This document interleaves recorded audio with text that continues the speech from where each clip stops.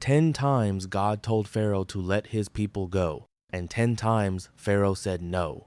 But here's what you need to understand. Pharaoh wasn't just being stubborn. Something was happening to his brain. Something was breaking inside him. And if you understand the psychology of these 10 plagues, you'll understand something terrifying about human nature and about yourself. Welcome back. Today, we're diving into one of the most psychologically complex stories in the Bible, the 10 plagues of Egypt. And I'm not here to argue whether they literally happened or how they happened. I'm here to explore what the Bible is actually telling us about human psychology, trauma, and the breaking point of the human mind. Because here's the thing, the plagues aren't random. They're not just punishments. They're a systematic breakdown of Pharaoh's psychological defenses. They're a masterclass in how to break someone who refuses to change. And they reveal something about all of us, about how we respond when reality contradicts our worldview, and what happens when we keep saying no to what we know is true.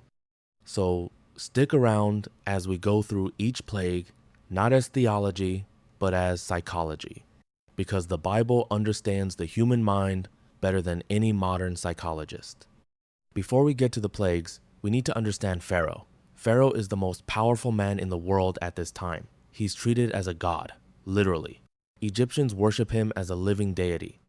Everyone bows to him, everyone obeys him, his word is law, his desires are reality. And then Moses shows up and says, God says, let my people go. Now, from Pharaoh's perspective, this is absurd. Who is this God? Pharaoh is a god. And who are these Hebrew slaves? They're nothing. They're property. The idea that Pharaoh would give up hundreds of thousands of workers, that he would admit he was wrong, that he would bow to anyone or anything, it's incomprehensible to him. So Pharaoh says no, and he has every reason to believe his no will work. He's never been told no before. He's never faced consequences for his decisions. He lives in a bubble where reality bends to his will. This is the psychological setup. A man whose entire identity is built on being right, being in control, and being superior. And now he's being challenged in a way that threatens all three. The first plague turns all the water in Egypt to blood. The Nile, the ponds, the rivers, all blood. And do you know what Pharaoh does? He calls his magicians. And his magicians turn water into blood too. And Pharaoh says, see, my magicians can do the same thing. This is no big deal. This is the first psychological stage, denial and minimization. Pharaoh is using rationalization. He's saying, this isn't a sign from God. My people can do this too. So it means nothing. But here's what's actually happening psychologically. Pharaoh is performing cognitive dissonance. He's being confronted with evidence that contradicts his worldview, that he is supreme, that no one is greater than him. And instead of accepting that evidence, he's reinterpreting it. He's finding a way to make it fit his existing belief system. This is something we all do. We're all capable of denying reality if it threatens our identity. We see evidence that we're wrong, and instead of changing, we rationalize, we minimize. We find alternative explanations. Because admitting we're wrong is too painful. Pharaoh is not unique here. He's human, just like us. Then come the frogs. Millions of them, everywhere. In homes, in beds, in ovens, the land is infested. And this time, Pharaoh's magicians can also make frogs appear, but they can't make them go away. They can only add to the problem. This is a subtle shift. Pharaoh's resources are becoming useless, but he still says no. Then come the gnats. And now, critically, the magicians can't even replicate the plague. They say to Pharaoh, this is the finger of God. They're recognizing something Pharaoh is not. They're being defeated. But Pharaoh? He still says no. Psychologically, what's happening is that Pharaoh is entering the dismissal phase. The evidence is mounting that this is beyond his control, beyond his magicians, beyond his power. But instead of surrendering, he's doubling down. He's ignoring the increasingly obvious reality. This is called continued resistance in the face of mounting evidence. It's what happens when someone's identity is so rigidly attached to being right that they cannot afford to admit they're wrong.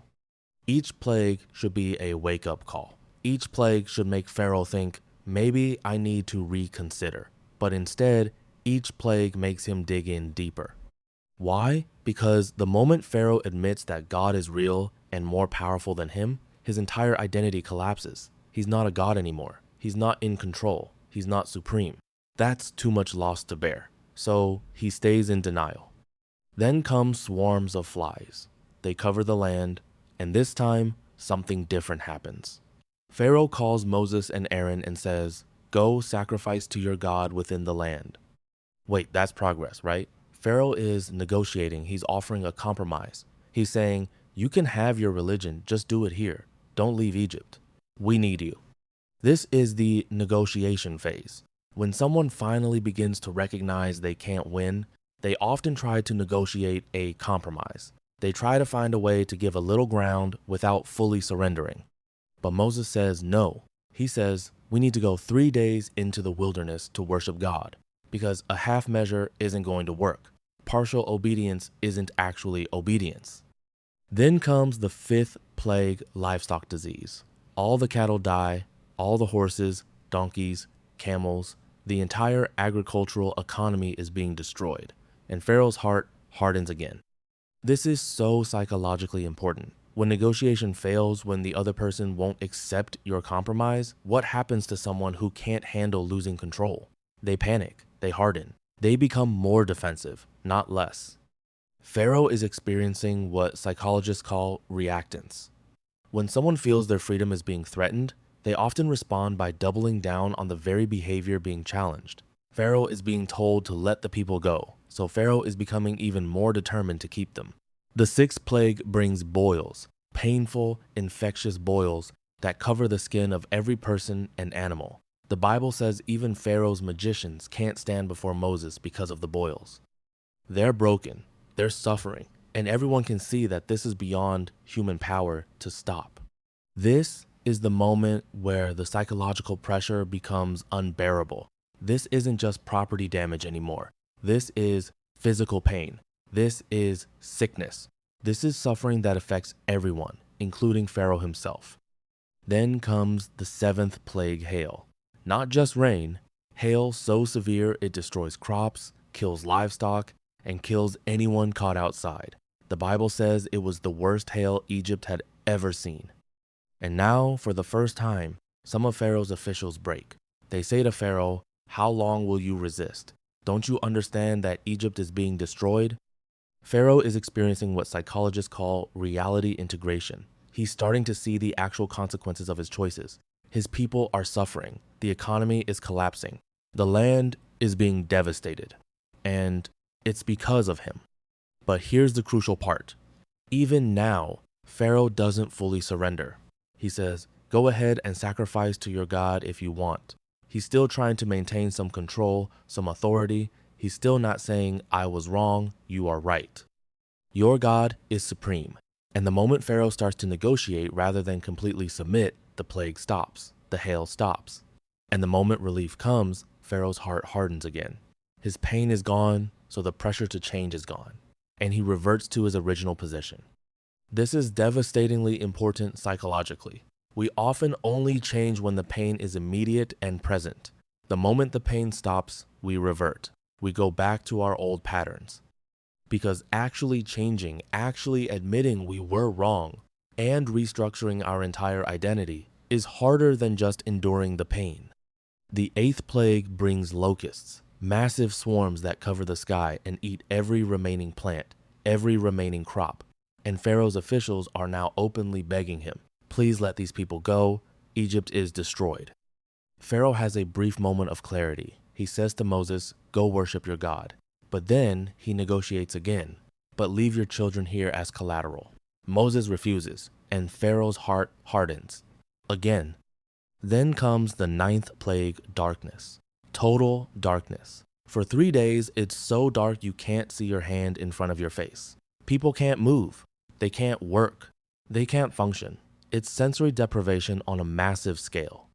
Psychologically, this is important. Darkness represents the loss of control. You can't see. You can't navigate. You can't predict what's coming.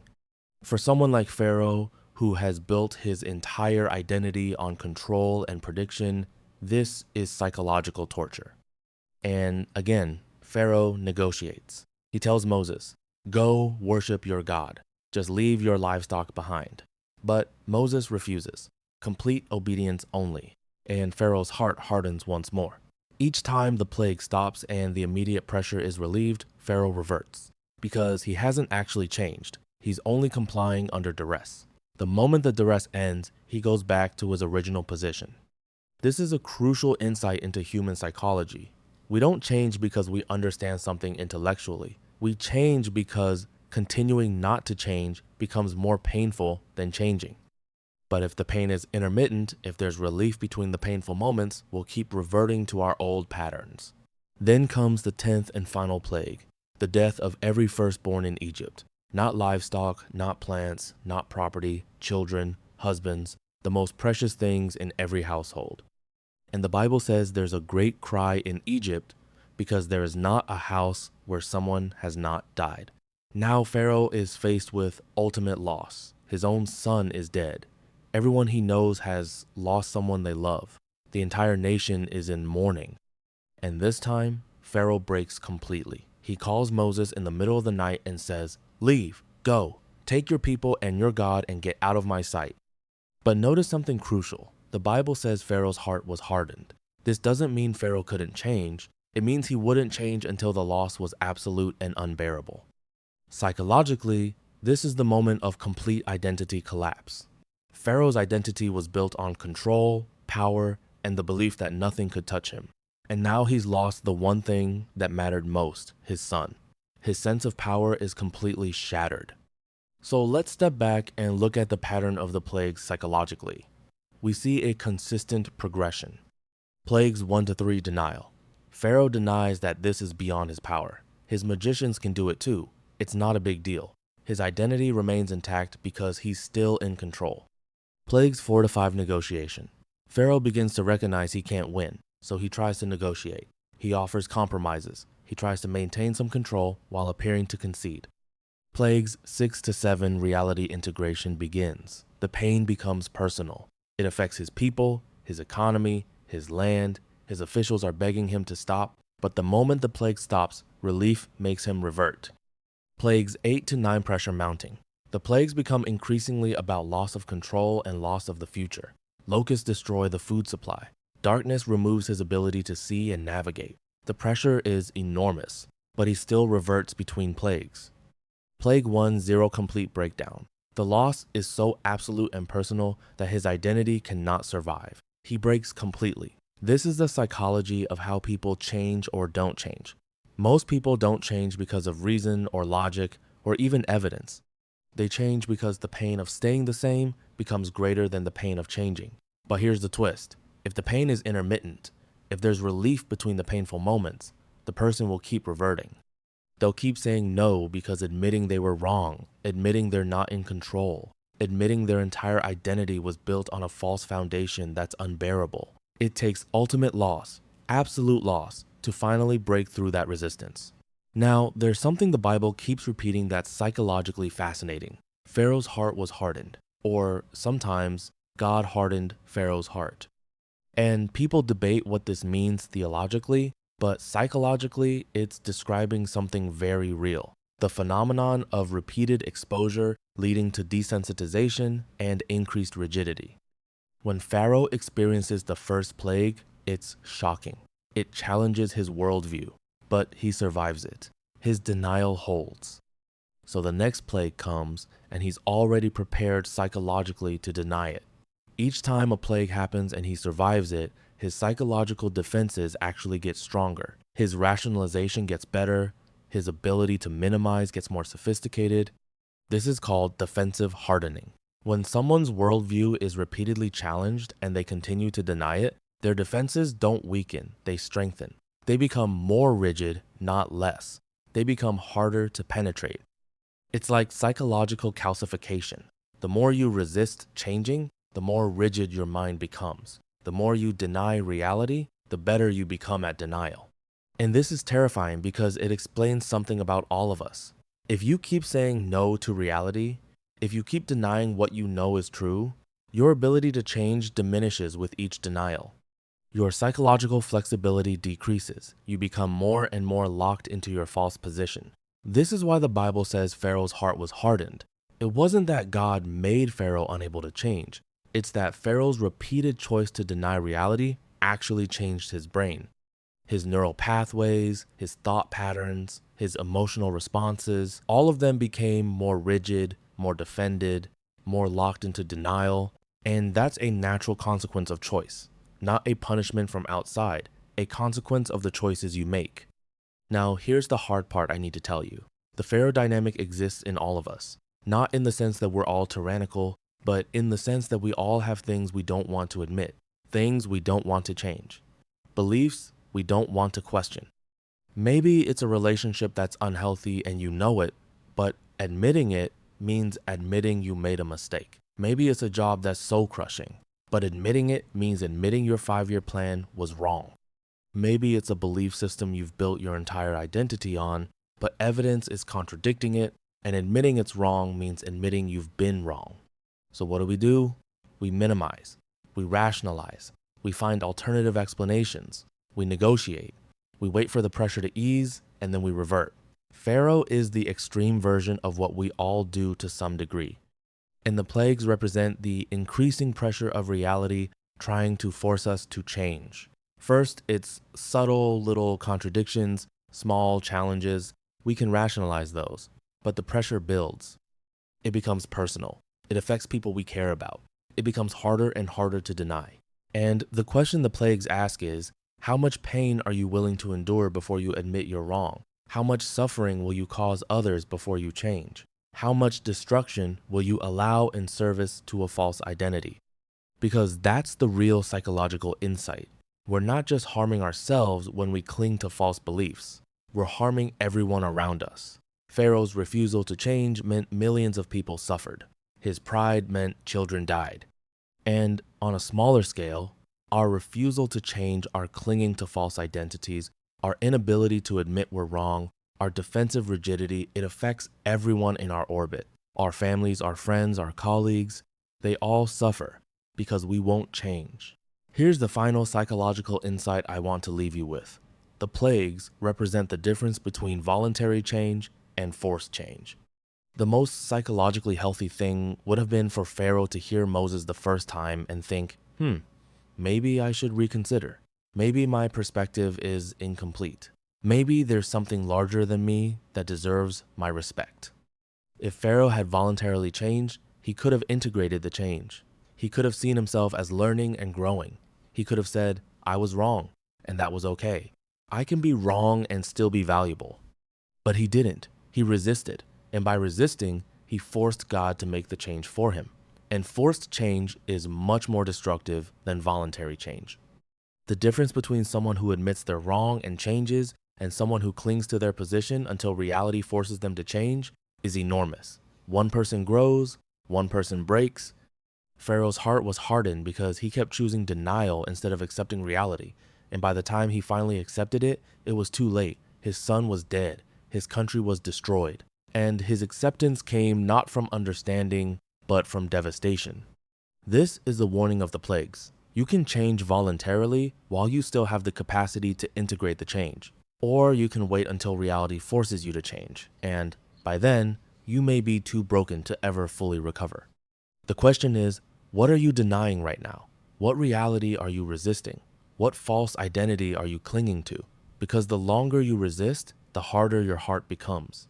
And the harder your heart becomes, the more pain it takes to finally break through.